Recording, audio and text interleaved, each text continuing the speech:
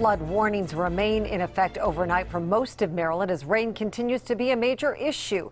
This is what several roads across the area still look like tonight. Water is still rushing down Mount Carmel Road in Upperco. Crews continue to work to repair damaged roadways and bridges all over our area. Take a look at this huge tree that toppled tonight on Church Road near Reisterstown. In many cases, tree roots become loose when the ground soaks in just too much water. Rescues and evacuations have been ordered in some areas, and with the rain still in the forecast, the threat for more flooding remains. WJZ has a team of weather reporters tonight. We begin with George Solis, live in Upperco, where rising water led to close calls in some areas. George? Yeah, Mary, this is about the first time all day that we haven't been covered in rain. It's finally stopped, at least for now. We're actually here, like you said, in Upperco off Mount Carmel Road. We were actually down the road about half a mile, but had to move once that rain started and that road began to flood. Bad news for some of the work crews that were out here hoping to get a head start on a portion of the road that had washed out, but because of the dangerous conditions, it looks like this portion of the road will remain closed for the time being.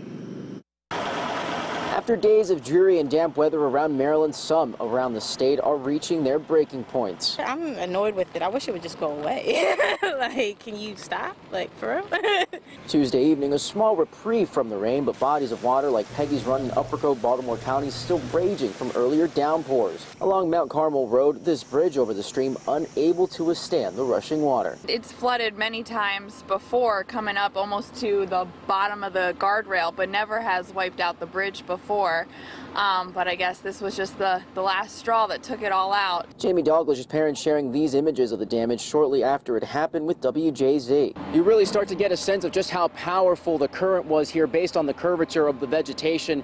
Impacted homeowners here tell me they're being told it could take at least a week, if not longer, to repair the damage here. Workers telling us they're prepared to work through the night if necessary. Overall, what is your impression of this right now? It's amazing.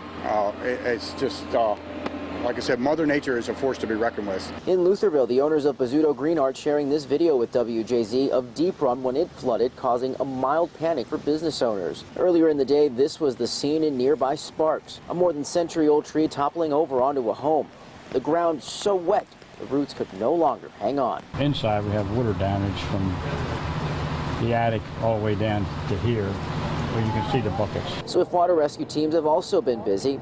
This one jumping into action after a Baltimore County school bus with a special needs student on board got stuck along a road next to the Gunpowder River.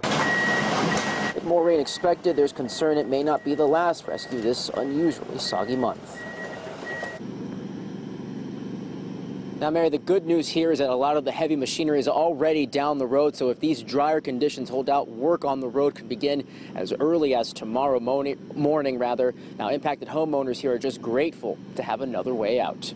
Live in Upperco, Baltimore County tonight, George Solis reporting for WJZ. All right, George, thank you.